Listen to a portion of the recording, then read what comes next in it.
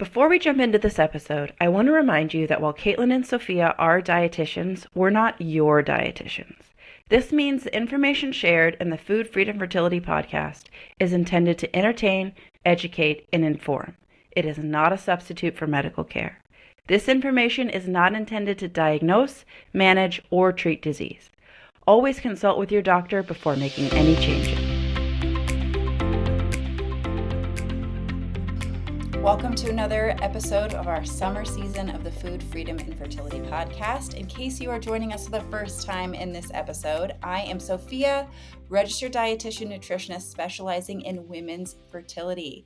And these summer episodes are meant to be quick little snacks, just a fast bite of some data-driven content for you to improve your fertility as you work to grow your family. In the fall, we're going to come back with our regular full-length episodes where Caitlin and I banter back and forth, interview experts, and generally just laugh and have a really good time, even though sometimes we cover some pretty heavy topics. But this summer, and in this episode specifically, we are cutting right to the point. And today's episode is about macros. How much of what should you be eating while you're trying to conceive? Now, this is something I have sort of avoided talking about for a while now, and I'll tell you why. There are a lot of different ways that you can eat to fuel your fertility. Not everybody needs the exact same amount of everything: calories, protein, fat, carbohydrate. We all sort of need different things. And in general, this population has been so targeted by diets. Like ladies in our 30s right now, man, our moms were like serial dieters. They were buying the fat-free wishbone dressing. They did South Beach diet. They did Atkins. They did Jenny Craig. They did Weight Watchers. They did the Zone. There are so many diets that rolled through all of our houses as we were growing up. And our moms were just trying to be healthy. All right. I don't blame them. They were doing the best they could at the time. And this was like, all the rage. This is what every bored housewife was up to, was dieting. And as a young woman who was starting to have a maturing body and seeing all these other people around me, I mean, I can talk about myself specifically growing up in Southern California. There's a big beach culture and everybody's like in bikinis all the time. It was very toxic to be thinking so much about what I was eating and the size of my body and all these other things that went into it. So I have been hesitant to share about these kinds of things because I really don't want to trigger any sort of disordered eating behavior or really any obsessive food behavior. And when it comes to macronutrients, really the way to know that you're getting the right portion or whatever is to start busting out the scale and the measuring cups and the measuring spoons. And that can be such a prison.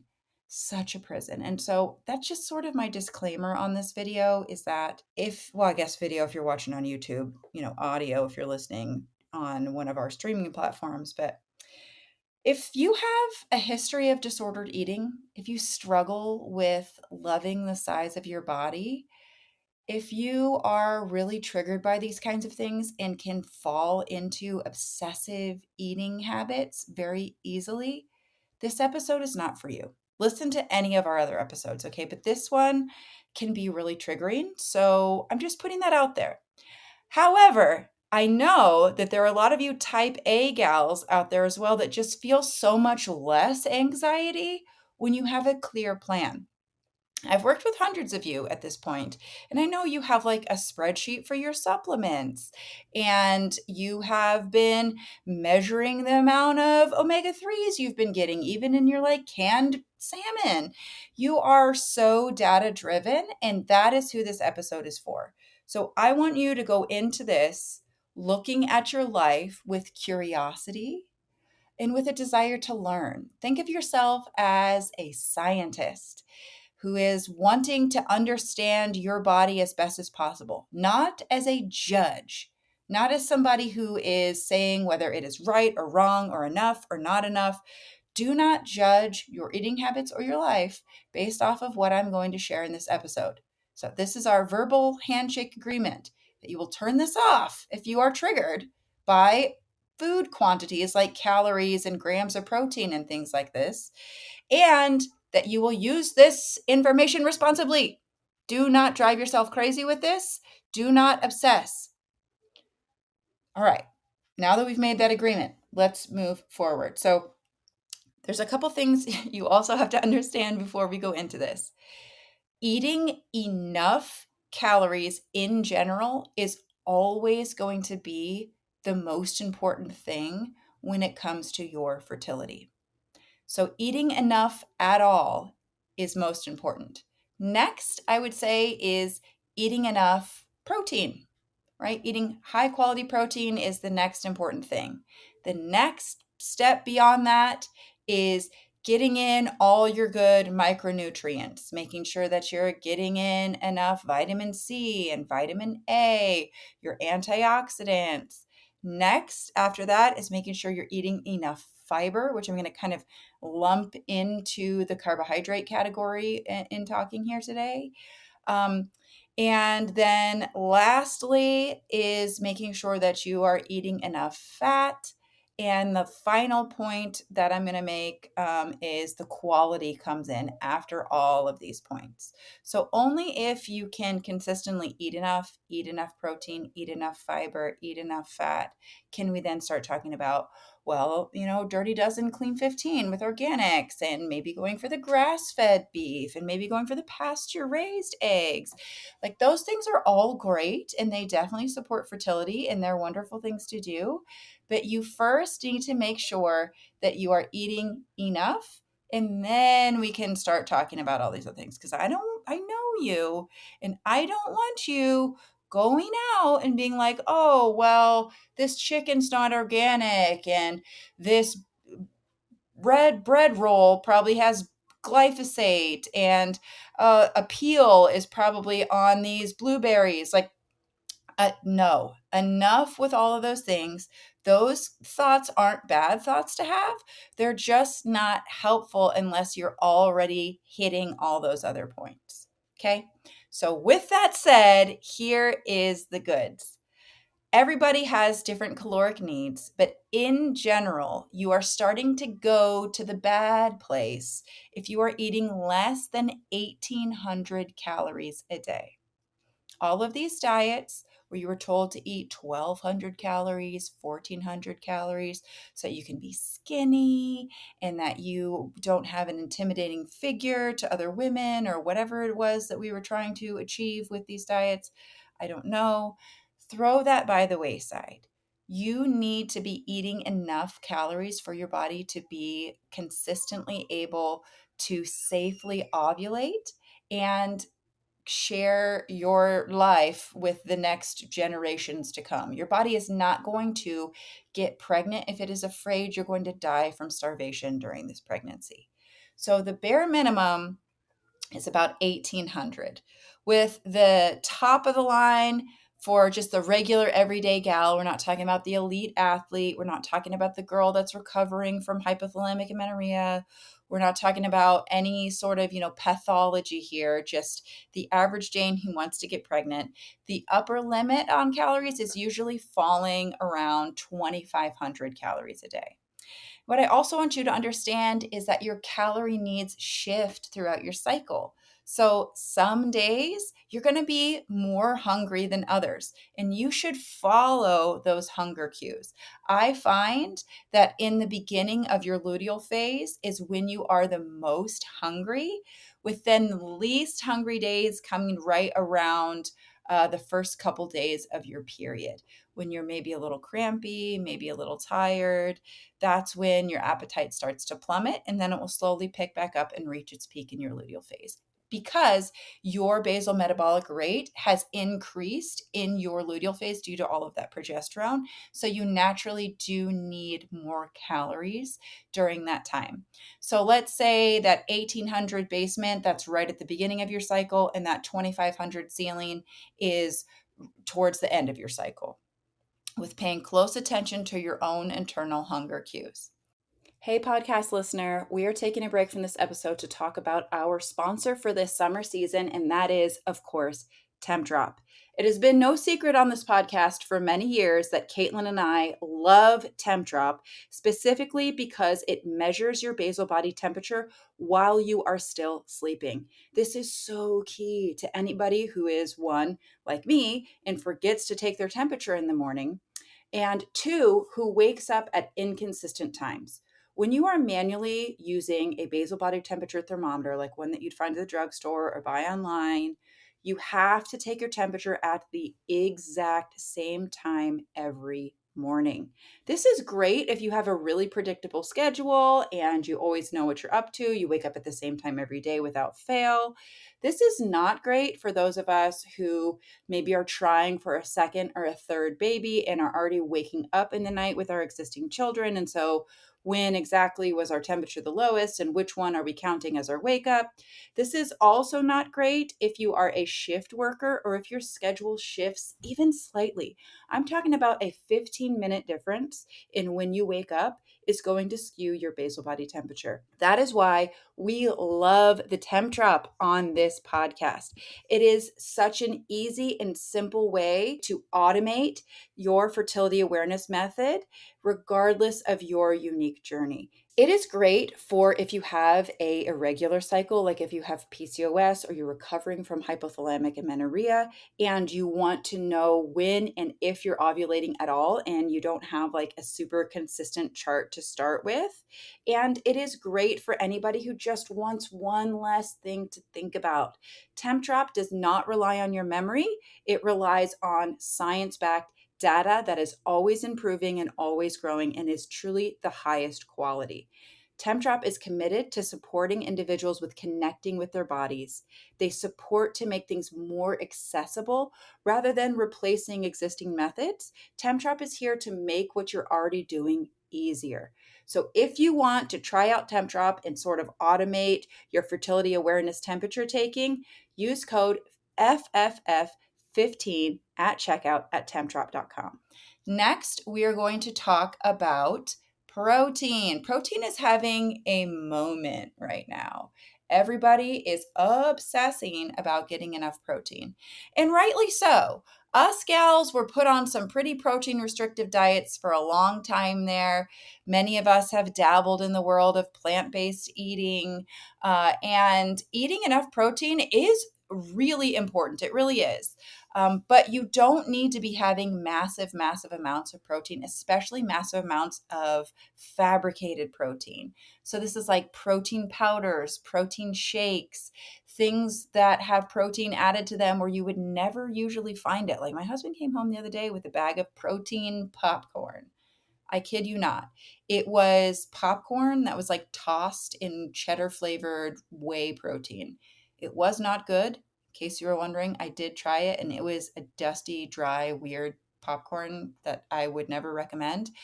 But I'm talking about real food protein. It is absolutely okay to drink and eat these powders and potions in a pinch. Totally okay. Mix some into your coffee in the morning to boost your morning protein.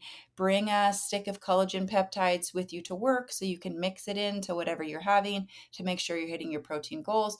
This is fine, but the gold standard is really going to come from eating real food protein. So this is meat, fish, eggs, cheese, nuts, beans, whole grains.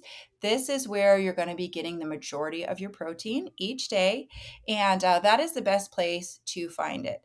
So when it comes to protein and trying to conceive, you want to hit between 100 and 120 grams. Some people may need a little more. But between 100 and 120 grams is usually pretty good for most ladies. And really, I challenge you, again, put on that scientist hat or the scientist, goggles, whatever it is that scientists wear, and take an honest look at a normal day of eating for yourself. How much protein are you really having? Because, girlfriend, if you are sitting at around like 60, 70 grams of protein a day, woo, pushing it suddenly up to that 120 mark is not going to feel so good. So take a look at what you're eating. Use something like MyFitnessPal, Chronometer. Just enter in, let's say, like what you ate yesterday from when you woke up to when you went to bed, rough estimates, just generally what you ate, and see where it lands as far as protein goes. You might need more. You likely do. So, increasing your portions of beans, fish, whole grains, nuts, seeds, meat, eggs, dairy, this is going to help you hit those protein goals. So if you're looking to write this down, so you've got your data, you want between 100 and 120 grams a day. You can go above that on your hungriest days, but that's pretty much the sweet spot. Now, everybody's favorite macro is carbs. Obviously, who does not love carbs? Bread, pasta, noodles, rice, tortillas, baked goods, cookies, sugar, desserts, sour gummies. These all fall in the category of carbohydrate. But actually, what also does is your high fiber sources. So these are your fruits and vegetables. This is where you're going to get the majority of your fiber. So when we talk about carbs, we're also going to talk about fiber because the two really go hand in hand. You want to have a lot of fiber with your carbs. This is like the sort of the definition of a complex carbohydrate, is that there's a lot of fiber included in the carbs. So in this category, you're going to find beans, again, because they do have a lot of carbs, but they also have so much fiber. They are like the definition of the complex carbohydrate. Same thing with your root vegetables, your beets, your sweet potatoes, your carrots. That is where you're going to find the most fiber for carbohydrate ratio. And then, of course, fruit.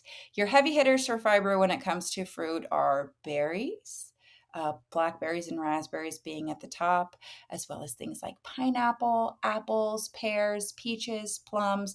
It all counts. So, fruit is another big fiber source and a great source of carbohydrate. And then of course, you have your grains. So this is corn, rice, wheat, quinoa. These things all have quite a bit of carbohydrate in them. But when you're eating the whole grain, you're also getting fiber. And then sugar, straight up sugar, glucose, your body's favorite fuel source. And that's what you're going to find in table sugar, maple syrup, honey, desserts, baked goods, pastries, breakfast stuff like waffles, muffins. You're going to find high carb in all of those foods. So when it comes to carbohydrate, even though carbs have gotten such a bad rap over the years because they've been blamed for metabolic disease, and they do play a role, honestly. If you are insulin resistant, my sister, or if you're like me and you have reactive hypoglycemia, you really do need to watch the amount of carbohydrate that you're eating. But more than that, you need to make sure that when you're having carbs, you're having plenty of protein and fiber with them. That's the biggest thing. So it's not necessarily always the amount of carbs that you're having. It's sort of like the timing that can mess you up. But you really don't want to drop below like 150 grams of carbs a day, with the sweet spot being around 200 grams. And that is meant to help you reach your fiber goal. That's really the goal of eating plenty of carbs. Well, that's not true. Your brain loves carbs.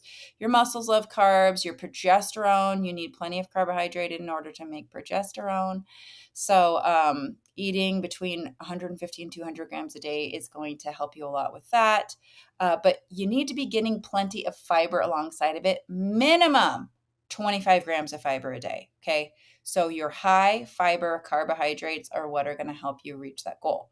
So we've got 150 to 200 grams of carbohydrate with between 25 and 30 grams of fiber per day, sometimes up to 35 grams, depending on the person. But that is what you want to do with your carbs. And our final macro of the day is fat. So important for fertility. All of your fertility hormones are made of fat and cholesterol. So you want to make sure that you are eating enough dietary fat and cholesterol. And good news, your body can make cholesterol from saturated fat. So saturated fat is what you're going to find in animal fats. This is like meat, butter, dairy, eggs, tallow, bacon. This is where you're going to find all of your good fat calories. So the way that I say like carbs need fiber, protein needs fat. So you don't need to be putting like extra butter, extra oil on your food. What's even better is eat the yolks in your egg, eat the skin on your chicken, eat the full fat dairy. That is going to help you achieve your fertility goals. Pairing your fat and protein together, they really do belong together, and you find them together very frequently in nature. So that's where you want to get your fat. So that equates to around 40 to 50 grams of fat a day. That is where you're going to find your sweet spot there. And depending on your goals, some gals need to really turn down the carbs and turn up the fat. But for most of us that are generally healthy gals who are trying to conceive, you're going to want to hit around 40 to 50 grams of fat a day. And that, what do you know, when we put all of those macros together, that puts us around the 1,800 to 2,000 calorie range. So there is your macro breakdown while you are trying to conceive. Use it responsibly. And I hope this helps you plan your meals, select your foods, grocery shop, and nourish yourself well while you're trying to conceive. That is our episode for today. We will catch you more next week in our summer season of the Food Freedom Fertility Podcast. Remember to like, rate, review, subscribe, and share so that other people can find us here and can use this wonderful information to grow their family and have sweet little healthy babies. Catch you next time.